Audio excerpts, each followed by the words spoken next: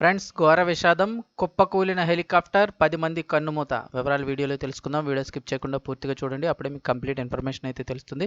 అలాగే ఇంకెవరైనా మన ఛానల్ సబ్స్క్రైబ్ చేసుకోకపోతే వెంటనే సబ్స్క్రైబ్ చేసుకోండి ఫ్రెండ్స్. ప్రభుత్వం నుంచి వచ్చే ముఖ్యమైన అప్డేట్స్ అన్ని మిస్ అవ్వకుండా మీకు ముందుగానే నోటిఫికేషన్ ద్వారా అయితే తెలియచేయడం జరుగుతుంది. సో ఛానల్ వెంటనే సబ్స్క్రైబ్ చేసుకోండి. అలాగే వీడియోని ఒక లైక్ చేసినట్లయితే సమాచారం మరింత మందికి చేరుతుంది. ఇంక వివరాల్లోకి అయితే వెళ్ళిపోదాము. కెన్యా మిలిటరీ చీఫ్ జనరల్ ప్రావిన్ సోగాలా గురువారం దేశంలోని పశ్చిమ ప్రాంతంలో జరిగిన హెలికాప్టర్ ప్రమాదంలో మరణించారు. హెలికాప్టర్ ప్రమాదంలో జనరల్ ప్రావిన్ సోగోలాతో పాటు మరో 9 మంది ఆర్మీ సభ్యులు మరణించారని కెన్యా అధ్యక్షుడు విలియం రూటో తెలిపారు.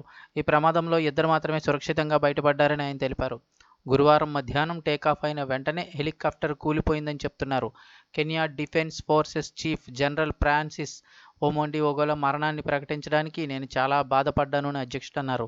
ప్రమాదానికి గల కారణాలు గుర్తించేందుకు ఎల్జియో మరక్వెట్ కౌంటీలోని సంఘటనా స్థలానికి పరిశోధకుల బృందాన్ని పంపినట్లు తెలిపారు. కెన్యాలోని నార్థన్ రిఫ్ట్ ప్రాంతంలోని దళాలను సందర్శించడానికి, స్కూల్ రెనోవేషన్ పనులను పరిశీలించడానికి జనరల్ ఓగోలా గురువారం నైరోబీ నుండి బయలుదేరినట్టు విలియం రూటో చెప్పారు.